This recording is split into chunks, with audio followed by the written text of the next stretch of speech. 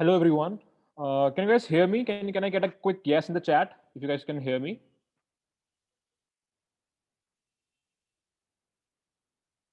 Perfect, perfect. I can see a lot of yeses. All right, guys. So, as you guys know, the topic for today's webinar is how to get 1500 plus on the SAT. We have two students with us who can say been there, done that.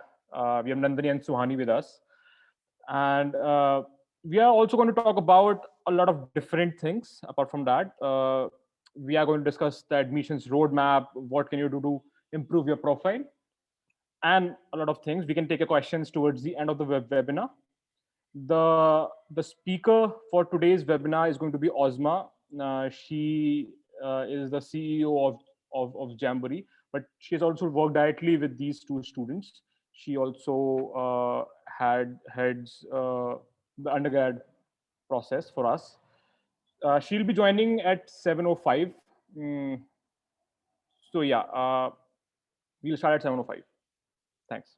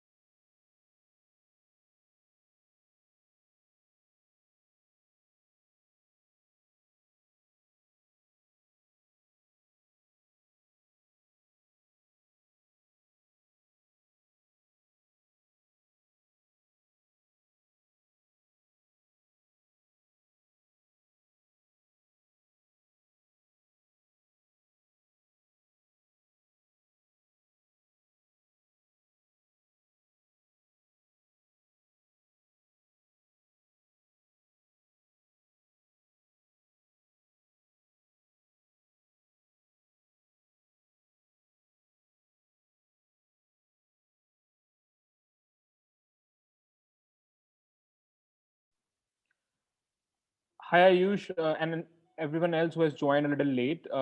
We have not started. We will start in a moment. The speaker is going to join us any moment, and I have seen the data. I think a lot of parents has also joined us today. Thank you, guys. Thank you for joining us on a busy weekday. Uh, what you can do right now is maybe you can just drop in your questions if you have anything, and we will try to answer it towards the end of the webinar. We'll not take it upfront because it kind of hampers the flow of the webinar. And yes, we will share the recording with you over email, and it will also be uploaded on the YouTube channel.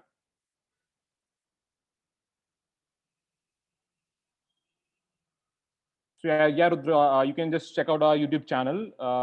You can just search Jamboree Education, and you can find the recording of this webinar. I'm pretty sure we will upload it by maybe Monday maximum, and all the other sessions that we do regularly.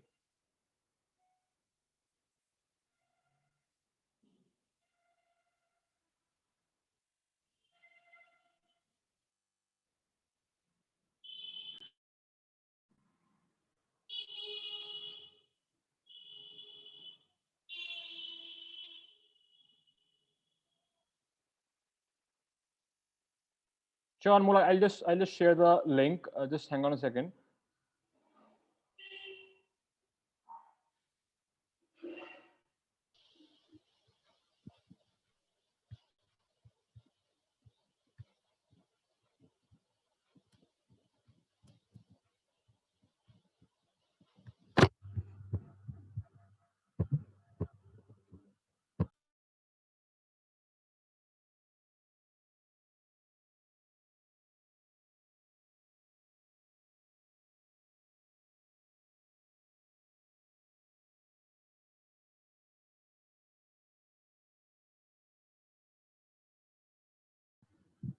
So good evening, everyone. Thanks for joining us.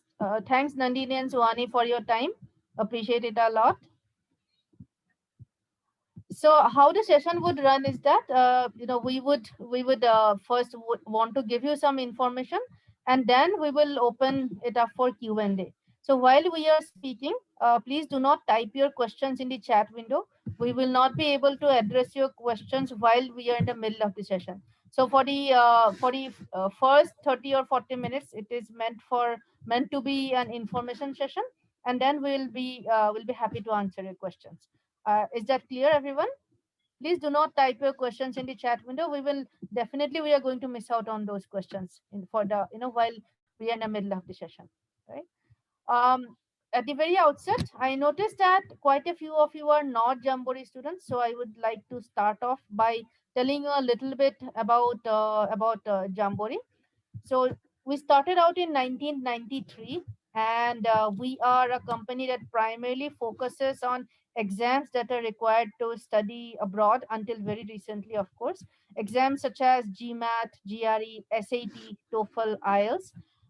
Of course, nowadays a lot of the Indian universities have also started accepting SAT. That is a more of a recent phenomenon. But earlier, these were the exams that were required by universities abroad. We also have a comprehensive admissions counseling program where we help students with their application strategies and profile building, etc., for the universities which accept scores of these exams. We have 39 physical centers across 22 cities and 4 countries. We have also been teaching students online since 2012. So last year, actually, lot of our students all our students, who prepared for the SAT last year, they studied only online. Since we have been teaching online since 2012, so we had the infrastructure, our faculty were already trained, so it was not that much of a challenge for us. So in fact, Nandini and Suhani, you also probably studied online only, right? Yes, I've had online classes. So those of you who would want a demo session, would want a how to see how we teach SAT, we'd be happy to arrange a free demo session for you. Uh, for that, please leave your number in the chat. If you leave your number in the chat, our team will get in touch with you and organize a demo SAT class for you. In case you want to have a detailed profile evaluation session, to speak to an admissions counselor about your profile, what you can do to enhance it, or for your profile, what kind of SAT score you should be targeting, any those kind of information, again, will be more than happy to provide you of an interaction session. So please leave your number in the chat. You don't have to give your names. We can already see your names, so your numbers would be more than enough, and your numbers are coming only to me, so only to the panelists, so you don't have to worry about other people seeing your names, right? So our team here, so I have Prashant with me from our team, so he will be taking this forward. He will arrange, he will make sure that the concerned people get in touch with you and arrange for whatever you need, either a math demo session or a verbal demo session or a profile evaluation session. Okay, at this point, I just pause a bit to let you complete the typing. I can see that quite a few of you are typing. So I'll let you complete your typing.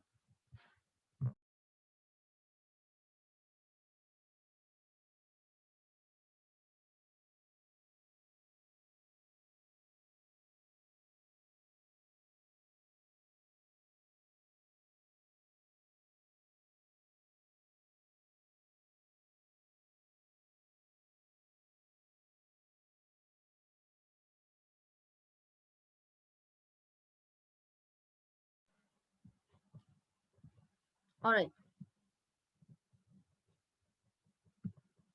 While you are typing, a little bit about me.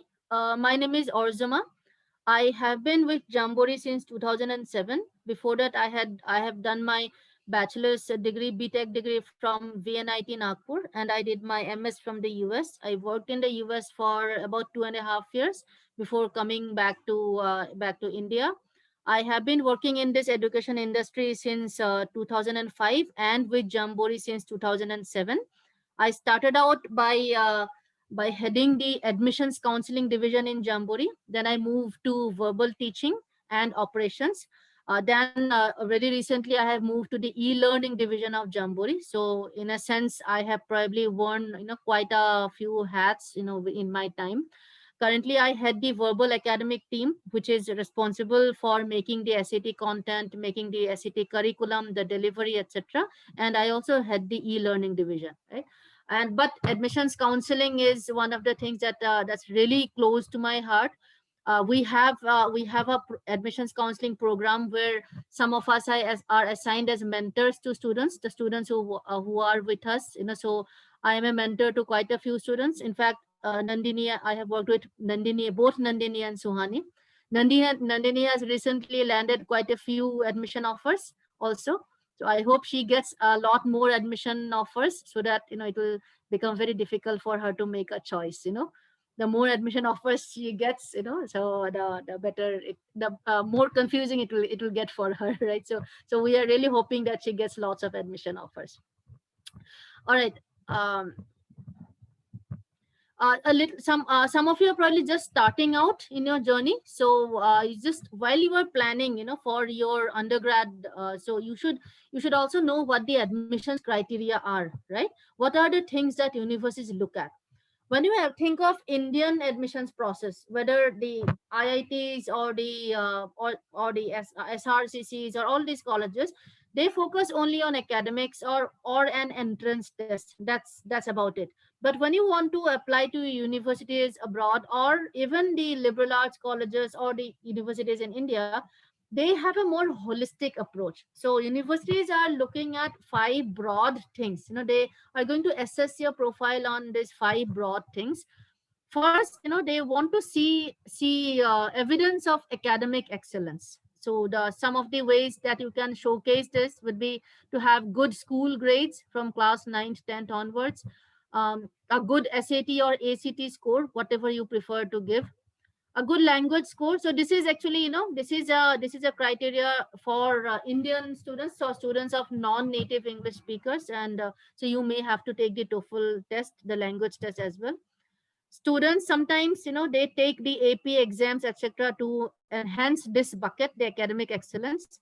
You can also take online courses from top universities. These are some of the things that you can do to demonstrate your that you are academically proficient, that you are academically adept to handle the course curriculum. How deeply you are interested in the program that you're applying to. Are you, if you, in case you, let's say you want to apply, you are saying that you want to apply for computer science. So how genuinely interested you are in that? Let's say that you are saying that you want to apply for economics. So how genuinely are you interested? So you have to show to the university that you have done enough groundwork, that you have done enough homework, to find you have done enough things to explore your interest, and that's how you have arrived at the final decision, right? So, and some ways to do that is by taking summer courses, doing projects, doing internships, participating in relevant competitions, etc., right? So you can do this to showcase that that you are genuinely interested in doing the program that you are applying for. Next is, you students are expected to have a creative side. They even if you're applying for hardcore engineering program like a mechanical engineering kind of program, still incoming undergrad students are expected to have a creative side to their profiles. And I mean, you can like showcase that by with regular stuff. These things you already know: your painting, sketching, any kind of performing arts, writing. So these are some things, some activities which indicate that you are a creative student.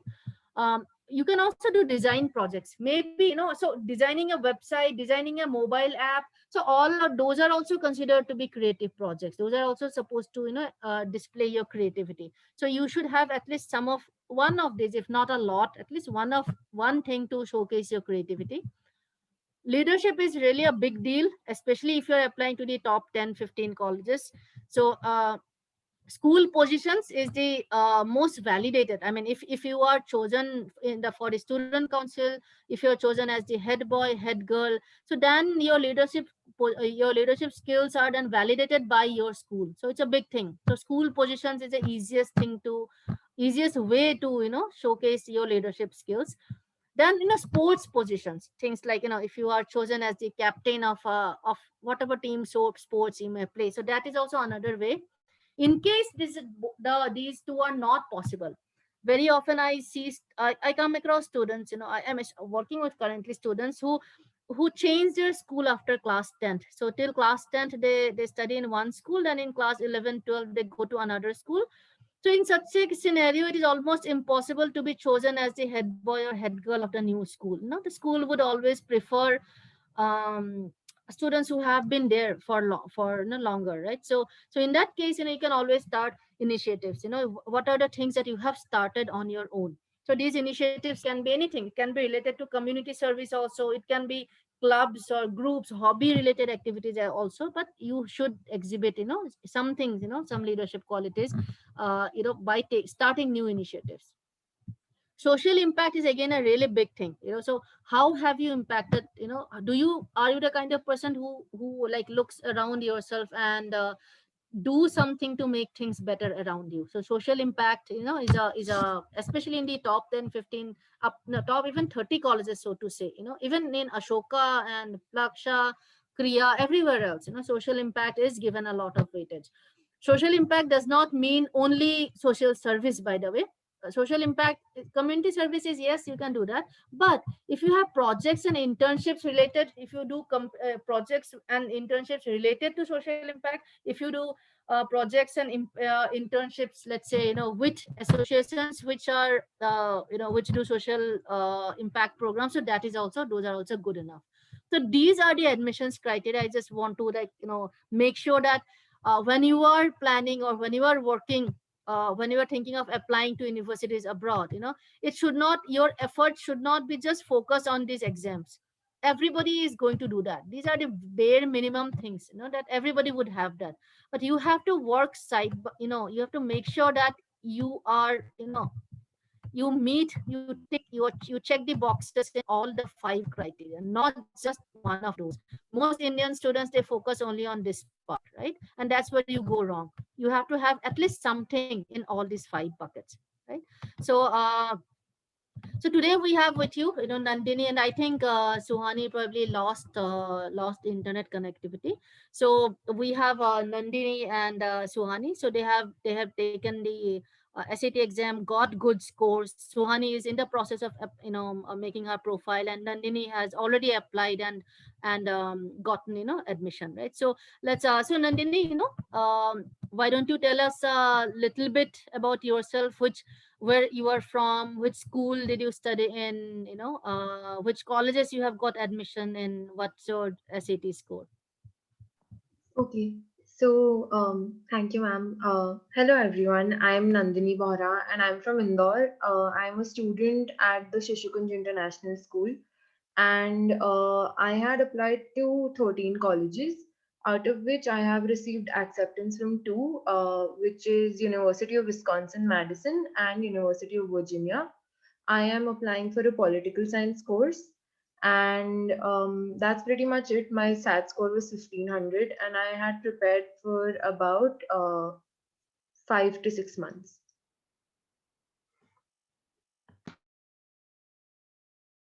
What is the breakup of your 1500? My 1500 breakup was 750 and 750. Suhani, welcome to the panel. So Suhani, can you tell us a little bit about yourself, where you are from, what are you currently doing, which school do you go to, what's your SAT score? Yes, thank you so much for having me, and a very good evening to everyone. My name is Suhani Yadav, and currently from Pune, India, and I'm in the 11th grade.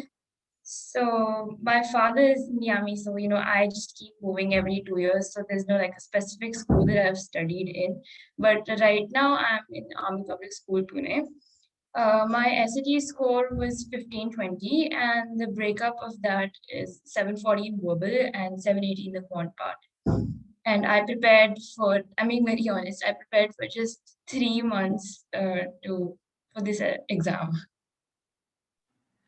Right. And what program are you interested in? What do you think you are going to apply for? Yes, I'm going to be applying for a program in computer science. So, Nandini, when you are preparing for the SAT exam, so I mean, what were the challenges that you face? Is there any specific thing? I mean, you have studied English and math in your school also, right? So, how is that? How is preparing for a school math or English exam different from preparing for the SAT? I feel that the SAT tests your skills on a very comprehensive level, how much your understanding is, what your aptitude is, and that's why it is fairly different from what we study in school. And particularly challenging for me was that you have to give a lot of time to the SAT. It looks like an exam that you can manage with your co-curriculars and academics very easily, but you have to have a disciplined schedule when you're studying for the SAT. You have to have some assistance, some guidance so that you are on the track for covering the syllabus completely. The SAT is a very systematic exam, and if once you crack the code, once you understand the pattern of the exam, it is fairly easy to score well in it. But it needs a lot of practice, it needs time and effort. And I understood that pretty late, I'd say. That's why it was pretty challenging for me to balance everything together. I gave the SAT in my 12th grade, and it is always advisable to take out time for the SAT in a very disciplined manner that ensures a good score through and through. How many times did you take the SAT exam?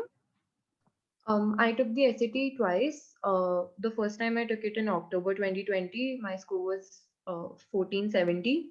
And the second time I took it was in December 2020, and my score was 1500. And Suhani, how about you? How many times did you take the SAT? So far, I've appeared just once, that is in December, but I do plan to give it again in June or July. That's the next point, guys. So when you apply to universities, so they look at something called the super score. So if you have taken the SAT 2 times or 3 times, so whichever in the English section, whichever test you scored the highest marks, and in the math section, whichever test you have scored the highest marks, so those are added, right? So there is, I always ask students to take it twice. Even Suhani, after she got 1520, I told her to take it again. You have nothing to lose by taking it again. So in her 780, if she can make it an 800, so then her the super score, even if she does not do well in the verbal section in the second attempt, if she just gets us 800 in the math section, for instance, her score will become 1540, right? So there is so when you're planning for your SAT exam, do give yourself enough time to take it twice. So you have absolutely nothing to lose. Universities look at the super score. So so yeah, when you're planning for your applications, give yourself enough time to take the SAT exam twice. So so Suhani, when you were preparing, you prepared for your SAT exam when you were in class 11. So did you find any topic, especially in the math portion, did you find any topic which was like beyond whatever you have what you had learned in school till that point? I've been in this CBSE system or the ICSE system throughout, like till now. So I didn't find any topic that was beyond something that I could not do at this level.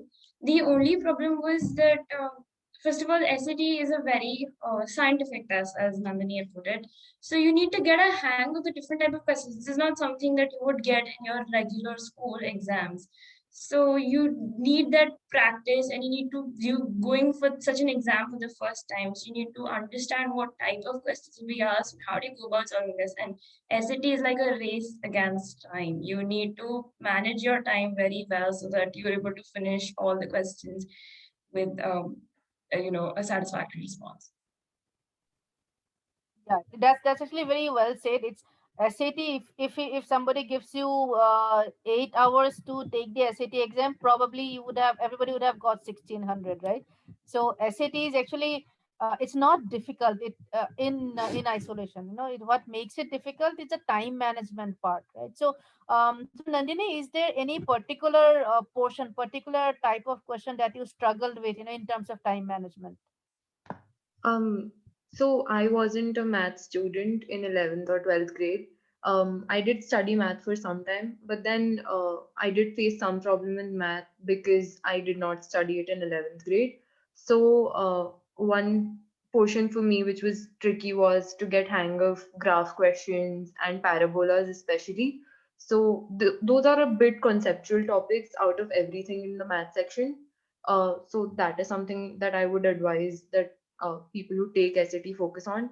And the most time consuming section by far with experience is the reading section.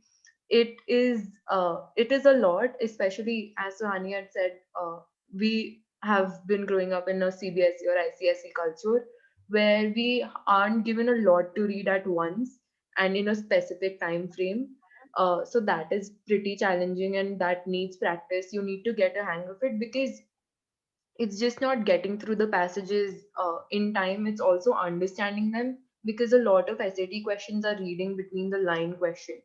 So once you read them, you have to also be sure that you've understood them, and that is pretty challenging, especially when you're in a race against time.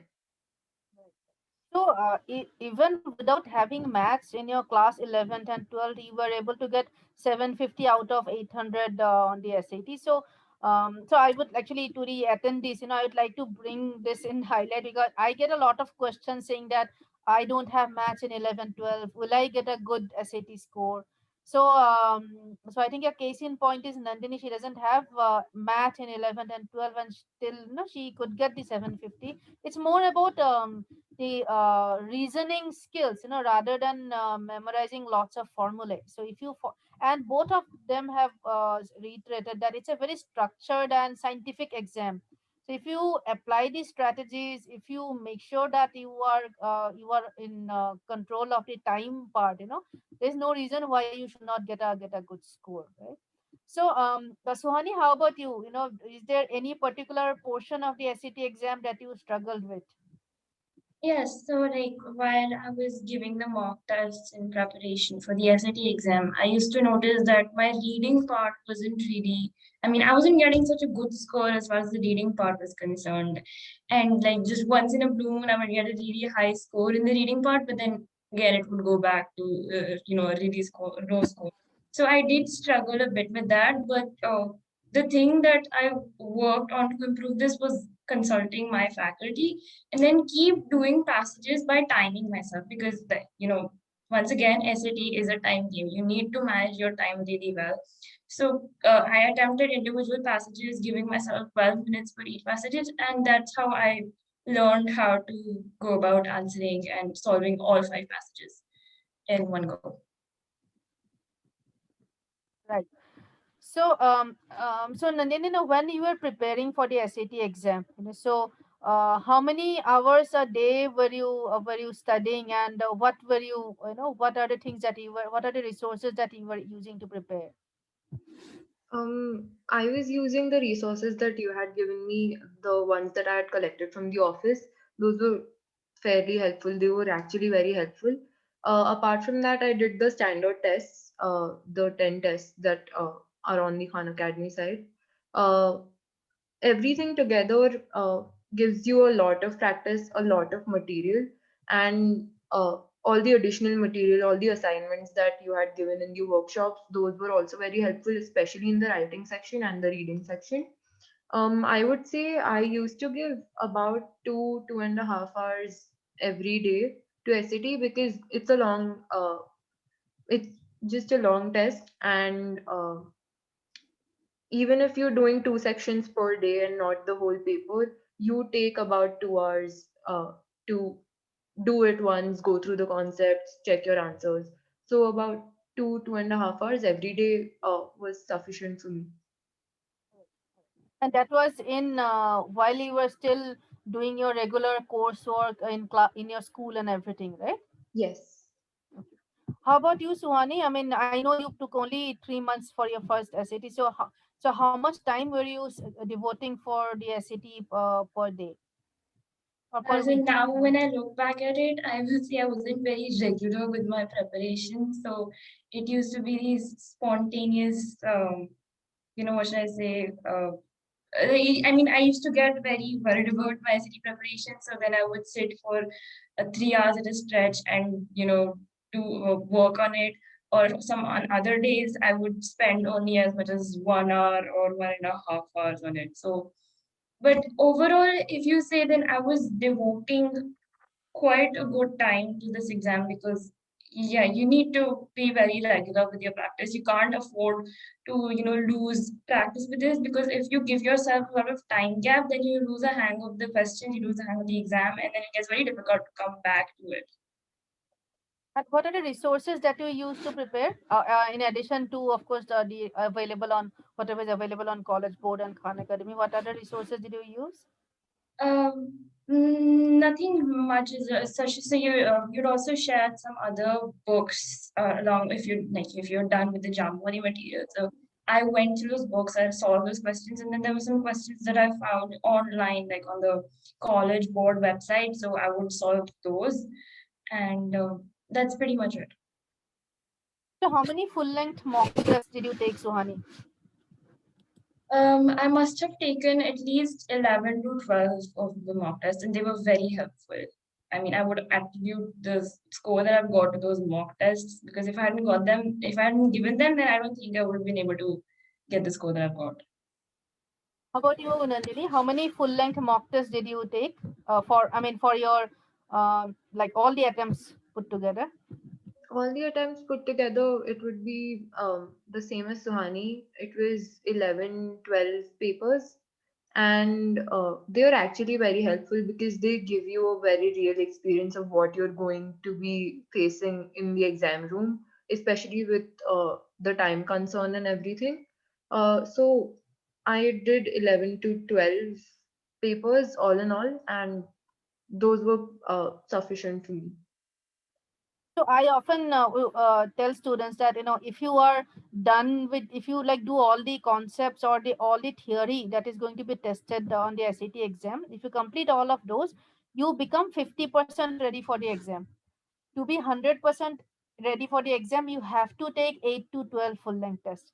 Without the full length mock tests, your preparation is never ever going to be completed. No matter how many hours you study per day, you have to take full length mock tests, and that too ideally in the morning 9 a.m. slot, because your actual SAT exam is also going to be conducted at 9 a.m. in the morning. So do give yourself enough time, take enough full length mock test within the time, whatever time is required. It starts with the reading section, you have 65 minutes, then there's a break. So while taking the full length mock test, no be honest with yourself.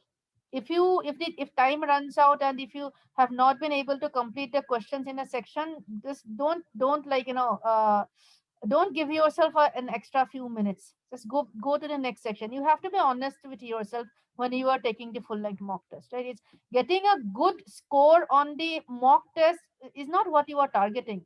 You are trying to get a good score on the actual SAT exam. So whether you get good scores in the mock test or not is not important. It's important that you get a good score in the final SAT exam. So um, Suhani, and on the in your while when you took your mock test, how did you? So who checked your mock test? How was the evaluation process done? So I gave all my mock tests under, I didn't give any of them under my parents' invigilation or even under my own supervision. So I used to give the mock test and then mail the pictures of the OMR sheets to the the concerned people who would evaluate and then give a return the score. And yeah, that was how it was done. All right. So, Suhani, do you have any particular, any specific advice to students who are planning to take the SAT? So yeah, I would definitely say that one, do give the mock test and don't be lenient with yourself when you're giving the mock test. Stick to the time limits because you know when you're giving the exam, actually sitting in that exam hall and doing it, there's no way you could just even think about doing the questions that you've missed. So if you're practicing finishing all the questions while you're doing the mock test, you're preparing your half the SAT journey is like done. And now you just need to work on improving the questions that you're getting wrong.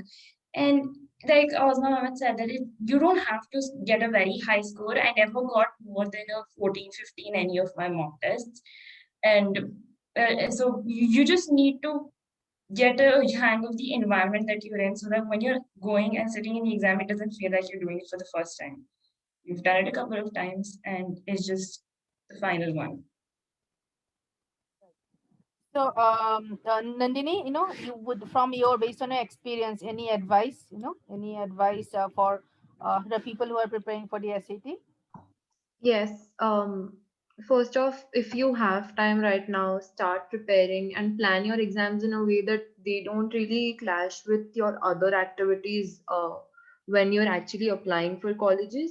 Because balancing extracurriculars, academics, the applying process, and preparing for SATs gets a little daunting. It did for me, and that's why you're not able to completely focus on the examination. So if you have time, start preparing and plan your exams in a manner that you're at least able to give two SATs. Arima ma'am gave me this advice that give two SATs, and that was really helpful because in the first SAT I had scored pretty well in maths. I had a 770, so my super score today is 1520. But then I really got time in the second SAT to prepare and practice more of the English part. So when combined together, my super score was pretty good by the end of it. Um, just have time. I would agree with Sahani. Don't be lenient if you're self-evaluating yourself during the mock tests because it's very easy to just go back to the questions and do them, think about them. But then on the actual day, you won't get that opportunity. And it's always better to be prepared before. And one advice that I would give, other than this, is don't keep the answers with you when you're giving the mock tests because we do tend to look back at the answers just to confirm our answers. That doesn't help at all. It just brings in more bias. So it's always better to give the test, take a break, and then check your answers after getting the answer sheet from the internet or from the concerned people. So that's pretty much my advice. Suhani, in your SAT preparation and currently in a whole admissions process, what kind of assistance are you receiving, from Jamboree? Yes, so basically, I have my mentor and my admissions counselor. We keep scheduling calls from time to time, and they keep checking up on what I've been doing, and they keep suggesting different, activities that I could join and be a part of. Something that's basically related to my profile, so that would be relevant to my profile.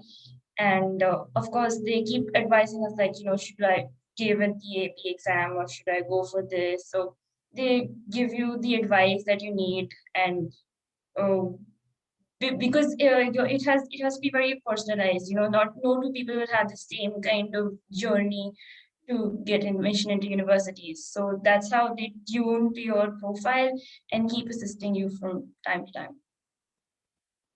And Nandini, you have, like a lot of our students are from the engineering back. I mean, they want to go for engineering related program. So in that sense, you are a little different. You are a political science heart from day one. You were 100% sure that you want to go for political science. So your journey has been very different from what Suhani's journey is currently, obviously. So can you tell us a little bit about your journey? When did you start your prep? What did you do? How did you do your applications? And now you have like quite a few admission offers, and lots of interviews and calls that you have been getting, obviously. So, so yes, just do let us know. Okay, so I remember when I first contacted Jamboree, and it was in May of 2020. That's when I had decided that I have to apply and I have to start the process of building my application in a more systematic manner. And that's when I had contacted Jamboree. The first thing that they had told me that you have to make your application more personalized, you have to make it stand out, and they've helped me do that throughout, uh, helping me build my co-curriculars, especially in relation to the subject that I want to pursue. I understand that political science isn't a mainstream subject, and you don't get a lot of internships or you don't get a lot of competitions which are directly centered around political science. So my counselor and my editor kept suggesting me the virtual courses that I could do, or the research papers that I could refer to and then write some things myself, and that really helped. Um, with shortlisting what extracurriculars I should focus on for the next 6 months, to preparing for interviews, to preparing for each and everything. My counselor and my editor have always been there. I had prepared for the SAT from May to October when I gave my SAT. Then I had my TOEFL in mid October, and for TOEFL also, my counselor had helped me a lot with the material, with understanding the pattern of the examination. And in December, I gave the SAT again, and that's when Aryama ma'am basically encouraged me to give the second attempt because I could focus more on English then. Apart from that, from the whole process of applying abroad is a little alien to us, and the requirements are also a little alien to us because we've grown up in a system which is extremely focused around academic excellence, as ma'am had pointed out earlier. So it's really important to have somebody who's adept to that requirement framework, and they can guide you as to how you should build your profile more to be at least equal in competition to the people who've already survived that system, which the college is looking for. Um, so definitely, what extracurriculars to do, how to maintain my academics, what material I should refer to for all the examination, everything was taken care of by my counselor and my editor. Um, and that was very helpful. Uh, After I got into universities, I have some interviews now. I had an interview for Ashoka University, for Dartmouth, and for Georgetown. And for all of them, Arima ma'am was the one who helped me a lot. Um, every university has a different requirement when they're looking for candidates in an interview as well. And on from an objective point of view, you don't get what the peculiarities are or what the qualities are that the university specifically is looking for. And that's where Arima ma'am really helped me as to how the interview of Ashoka is different from the interview of Dartmouth, or it's different from the interview at Georgetown.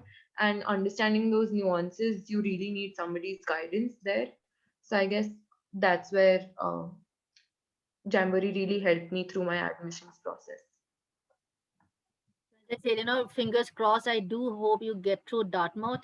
That will be a really, I hope awesome, so too. best possible outcome.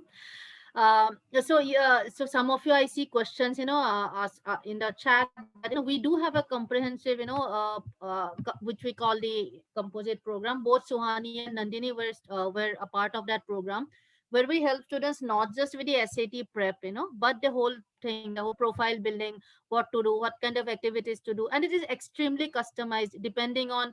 We never recommend students to do something brand new. We try to build on whatever genuine interest they have. Ultimately, as Nandini was saying, there's an interview round you have to face in a lot of universities. So it is best if we build on the genuine interest that a student has. So this is extremely customized profile building. We do recommend, like internships, activities, online courses, summer programs, the whole thing, there's a very, we start working with students when they're in class 9 and 10. There's some students who start with us in class 8. Suhani started with us when she was in class 11, right? You started in class 11, Nandini in class 12, obviously, but we also have students who start with us quite early. Okay, so with that, so if you need any more information about, if you need any information about our this detailed, comprehensive assistance program, we'll be happy to give you. Do leave your number in the chat. Our team will reach out to you and give the necessary information. In the meantime, we'll open up in the floor for questions. If you have any questions, you can raise your hand. I'll give you mic access. Do mention who the question is for. So if you have the question for Nandini, then say that my question is for Nandini. If your question is for Suhani, then say that my question is for Suhani. If your question is for me, then say my question is for you, right? So that would be enough. So Supriya, you can unmute yourself and ask your question.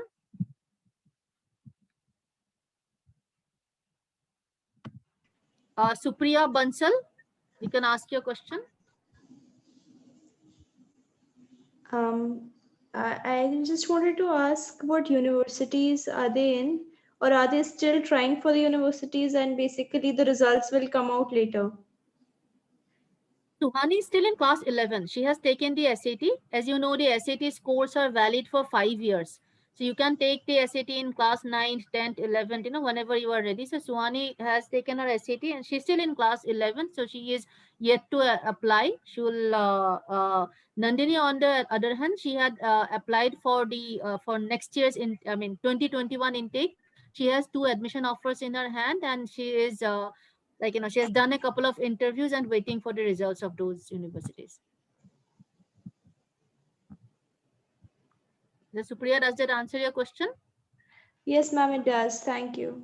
All right. Nisha, you can unmute yourself. Yeah, and this question is for you, Riyama. Actually, we are talking of super score, right, for SAT. Right. So in that case, I just wanted to know that if, because my daughter is in 11th writing a SAT this year with you. So I just wanted to know if she writes and scores, let's say 1500 and 750 is the score for maths or 750 for English. But next time, if a child writes and the score drops up, is there any effect on super score or something like that? Yeah, it's a very good question. Actually, it can get confusing. So let's say that in the first attempt, she gets a 1500, 700 in verbal and 800 in maths. Right. Next time, let's say, she gets 800 in verbal. Okay. But let's say her math score, fell to 500. So the Right. first attempt score is 1500, but the second attempt score is 1300, right? Right. So the super score will remain, 1500, Okay. or let me make it 690. So basically, if your overall score drops, that's not a negative thing. Universities consider the highest sectional score of all your attempts. Okay, sure. Thank you. That is why we always encourage students to take it twice. I have some students actually who have a 1540. So I'm asking them to take it again. What's the harm? Even if you can improve by 20 points, it's worthwhile, right? And if you don't, then it's okay, because SAT also gives you the option that you can choose the score that you want to report to the universities, right? Right. So if your second attempt score is really bad, you did not improve anything, that's okay. You just report your first attempt score to the university. One more question, if you allow, Aryama. Since there is a SAT, College Board has issued certain guidelines that essay is not a mandate now, right? But a child who has taken SAT with essay, is there any provision of dropping it without applying application to College Board at the center, or do we need to apply to College? You can, and day of the exam, you have to let the invigilator know that you don't want to write the essay.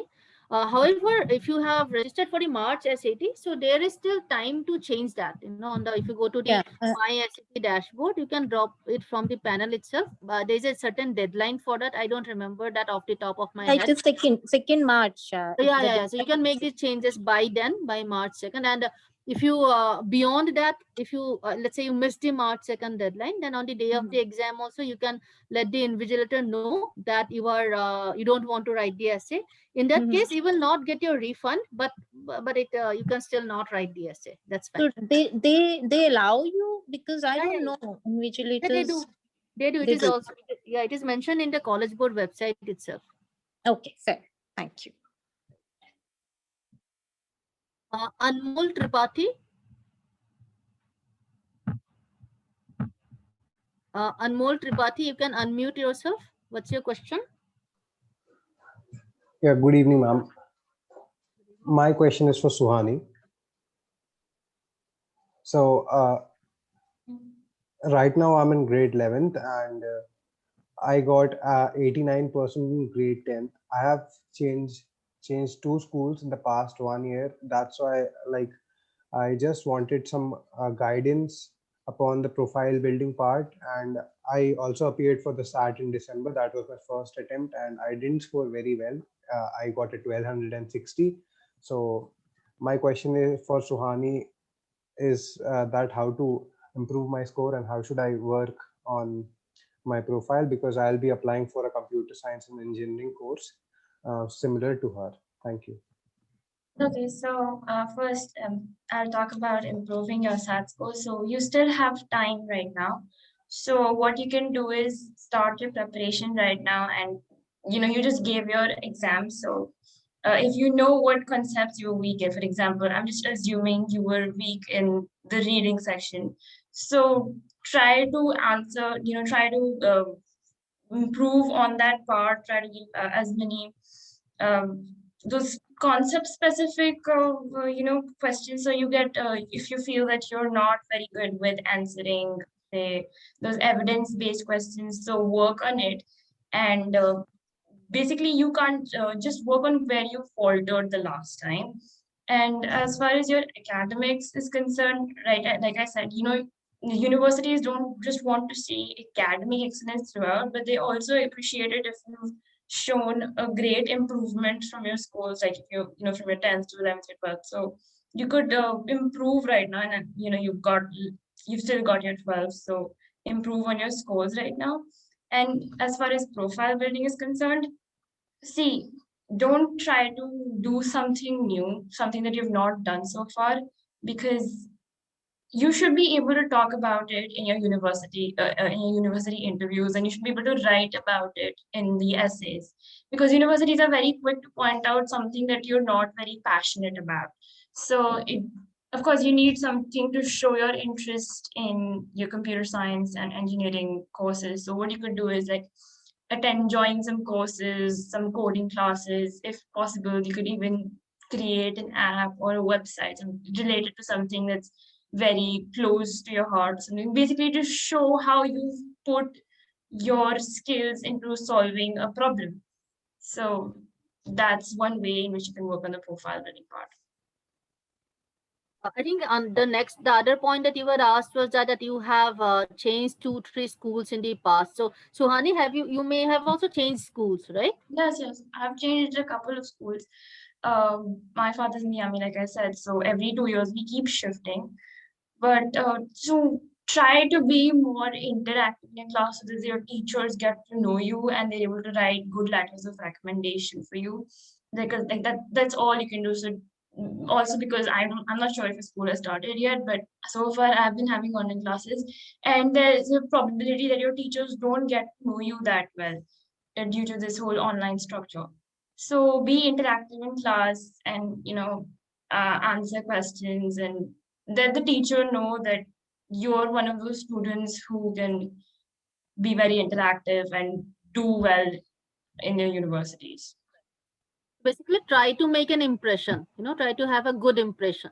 And as Suhani is saying, in the online mode, it's a little more difficult to do than in the physical classes. So you have to work a little harder, I guess, Right. So Devendra Janiani, you can unmute yourself. Hello, ma'am. My question is for Suhani. Yeah, I want to ask that how did you manage your time for your 11th exams and for your SAT and also your extracurriculars? Okay, so this was basically, I wasn't preparing for SAT. Like I said, I didn't have a schedule that I will devote 2 hours to this every day. So when I knew that my school exams are coming up, I slowed down with the SAT preparation because the school marks are also very important. So I would devote more time to my, school exam preparation than to the SATs. And as soon as they got over, I jumped back to the SAT preparation. And it's not like I just completely left SAT during exams. I would still devote, 30 minutes at least to this so that I haven't lost complete hang of it. And extracurriculars is like something like you're very passionate about it. So you do them so that, you feel relaxed. And it's not something that you need to force yourself to do, right? So, even if you're bored of studying and you don't really have anything else to do, especially like, we've been at home for a very long time. So now you've got ample time to work on it extracurriculars as well. So that's how I basically managed it. I have been working with Suhani, so my personal observation is that, and both Nandini and Suhani, that they're very sincere, disciplined, students. So they, whatever time they have, they make the best use of it. So it's not so.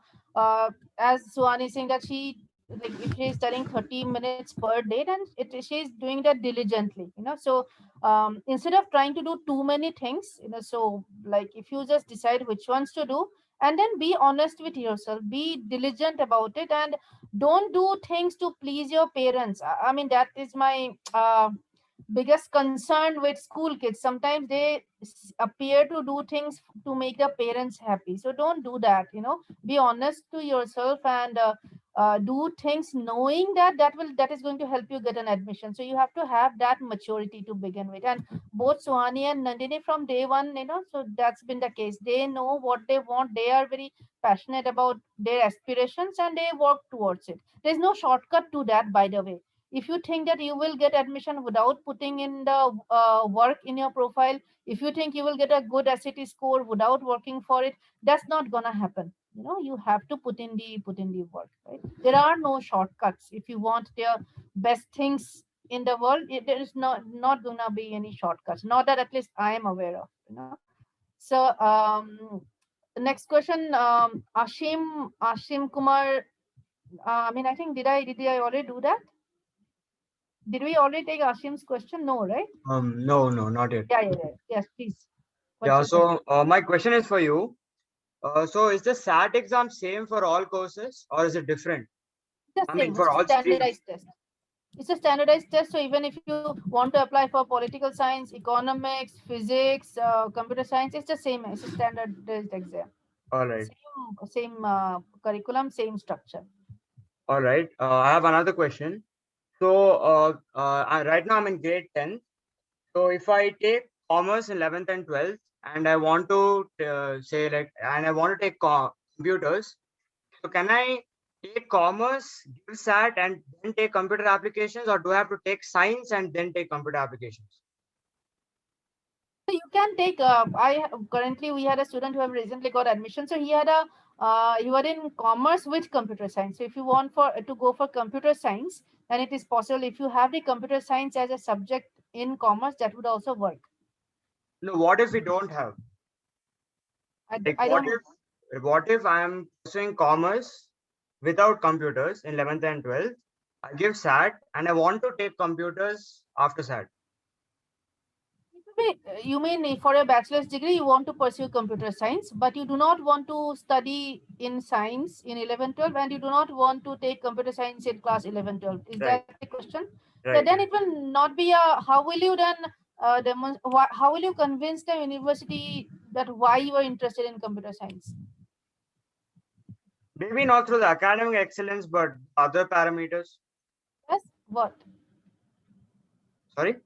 I mean, such as, what do you have in mind? No, maybe the projects, maybe. But why the easiest way to do that is to have computer science with your commerce. Is there any reason why you don't want to take computer science in 11, 12? Yeah, like the institute which I'm planning for doesn't have computer science.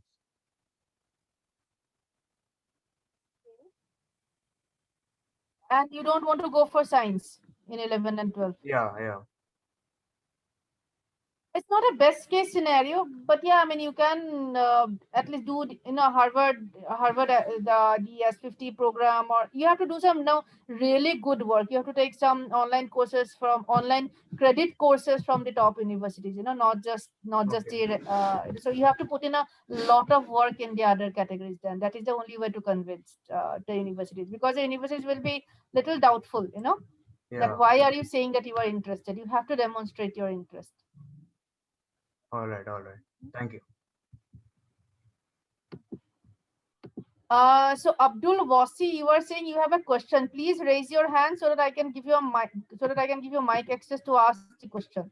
If anybody has a question, you do raise your hand so that I can give you mic access. Okay. Next question is Vibhashri. What's your question? So I have a question about to both Nandini and Suhani. So I was wondering what your SAT score was before studying at all, like your first mock test without studying. I don't really remember my first score, but if I have to talk about, before being, I would like, if I have to gauge myself how I was then I would say I wouldn't have got more than 14, 30 maybe. So yeah, but like my highest score in all my mock tests was still 14, 50. So it didn't really, improve much even when I had studied. So I think Vivashri, what Suhani is saying, that she did not take a full-length mock test before preparing for the SAT. Is that fair? Yeah, that's correct. She started taking full-length mock tests only after she prepared one, only after she was done with the concepts. Nandini, how about you? Did you take any full-length mock tests, before starting to prepare? I didn't either, but then I do remember that I struggled a lot with maths in my first mock test because I had lost the touch of the subject. And that was really difficult to just get back on track with that subject. I think my score was, when I gave my first mock test, my score was around 1400, 1410, 1400. I'm not sure, but then I really improved on maths after studying. Also, I would recommend people to not take full-length mock test without preparation. It may become very demotivating. No, if you take a full-length mock test, you will not have, without any preparation, without any time management skills, you are going to get a low score, and that might be very demotivating. So at least at Jamboree, the first time we get students to take a full-length test is after they are done with half the course. So in our curriculum setup itself, there is a full-length test we do midway, but after completing at least half the score. All right, so last question of the day, and if we were not able to answer your questions, please leave your question in the chat window, question and your number, and we'll get back to you. So Suchismita Patnaik, what's your question? Hello. Yeah. Hello. Yeah. So this is for my daughter. Actually, she wants to study medicine abroad. Will SAT be helpful for her? See, in the SAT is required in the US universities, right? Okay. And there they do not have a bachelor's degree in medicine. So there is no MBBS equivalent in the US. She has to do a bachelor's degree in biological science or pre-med at best. And then she has to take the entrance, USMLE, and appear, and just go for medicine. So at the bachelor's level in the US, there is no MBBS equivalent. But okay, she can take the SAT, and she can apply for a bachelor's degree in biological sciences or pre-med. For okay, that, SAT is the admissions criteria. Is it available in Canada or? Canada, SAT is not required in Canada. Okay, okay. And regarding UK and European countries? in US, SAT is required only in the only in the US, and Okay. some of the recent some of the newer liberal arts universities in India. Okay. Thank you, ma'am. Okay, so that's all for now. If we were not able to answer your questions, please leave your question and your number in the chat. We will get in touch with you. SAT is not required in Australia, New Zealand, Hong Kong, Germany, none of these questions, right? None of these countries. So if the US is your primary destination plus the liberal arts colleges in the university in India, then you should prepare for the SAT. For the other countries, the most important admissions criteria is going to be your class 10th and 12th marks. All right, so Nandini and Suhani, thanks so much for taking out time, and it was really a pleasure speaking to you. Nandini, all the best for your admissions. I hope you do get into Dartmouth. So Nandini, any parting comments to our attendees regarding any advice, because you have gone through the whole admission process? Any kind of advice for them? Suhani can also gain from your advice actually. Yes. Personally, the process gets a little stressful because, as ma'am had mentioned before, they judge you on a lot of criterias. The admissions process is holistic, and that's why you have to be up to a certain mark in every criteria, be it creativity, community service, academic excellence, everything. It does get stressful, but once you have that kind of determination and discipline as to what subject you want to pursue, how passionate you are about it, and 100% mindset as to going abroad, uh, that is the best combination, and that makes you push through all the stress, all the effort that you need to put through it. I feel that that stress, in some ways, also that stress deadlines also gets very motivating for me, because you have to make that mindset that you have no other option. You want to go out and you're doing this for yourself, and that really helps, because you just have to push through the whole process, because at the end of the day there is a university for you. That's what my counselor constantly told me, that there is a university for everybody. There is a university which recognizes your efforts in the way you know that you've put in a lot of hard work and a lot of effort into it. And even though the process looks long drawn, and it looks like you have to put in a lot of effort for something uh, that may not turn into your favor, you have to just keep pushing through. That really helped me. Thanks, Nandini. Thanks a lot. Suhani, how about you? Any parting advice for SAT preparation or application, anything? Yeah, so I'm still going through this whole process, and it's a long way before I see the end of it. But the way what I've realized about this whole journey, getting an admission abroad, is that you're displaying the best parts about yourself. So whether it's your academic excellence through SAT, or it's what you're passionate about through your extracurriculars, you should be really proud of what you're displaying. So it's not like you can't be jack of all trades. Basically, you display what you're really passionate about, and even if it's something that's taking care of your younger sibling, you should be able to talk about it and talk about it in your interviews and write in your essays. And it doesn't have to be something on a very grand scale. And as far as SAT preparation is concerned, now that I've given one already, I feel that it wasn't really that big of a deal, because I had really good support from Jamboree, and also because I stayed consistent with my preparation. And I'm sure all of us can, if we have the will and the determination to get a good score and secure admission into a good university.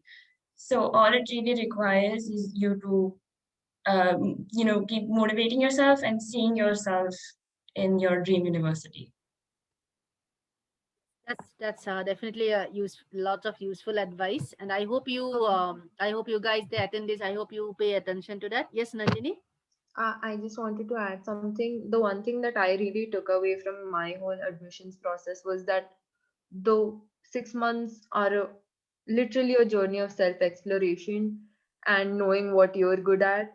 Um, just like Sahani said, you have to have faith in yourself, and you have to just keep dreaming about your dream university, that yes, I am made for this university, I will get into it. And whenever you're writing your essays, whenever you're filling your Common App or any other application, uh, enjoy the process thoroughly, because that's where you get to know what your strengths and weaknesses are. And once you enjoy the process, you're able to ace your interview so much better as well, because you've been fully present in that process. You know where you faltered, you know where you've done something confidently, and that just gives you a lot of leverage on as to what you want to speak about. And that really helped me. So my key advice would be to enjoy the process, no matter how stressful it gets. Yes. So basically, you have to want it, want it enough to put in hard work. Just wanting something is not enough. Everybody who starts their SAT prep wants to go to a good college, but there's a difference between wanting something and putting in the hard work towards it. So, so you guys have to, just, we teach a lot of students every year, and I have been doing this for like really long time now. Every year I work with students. I give the same, almost the same advice actually, but only about 20% end up listening to the advice, right? Whenever the going gets tight, or whenever the advice starts involving too much work, they just start ignoring the advice. So we are here, Jamboree is here to give you advice, guide you, but we cannot go to the exam center and take your SAT exam. We cannot do your activities for you. So you have to want it enough to put the hard work necessary to get there. So that would be our parting advice to you. I hope that those of you who have attended this session, I would really love to see some of you getting admission in the top universities in the world. Do work towards it. All the best. Have a great weekend, everyone. Nandini, Suhani, again, once again, thanks a lot for sparing your time. We Thank you appreciate for having us. Thank you so much for a great session. it. Thanks. Bye.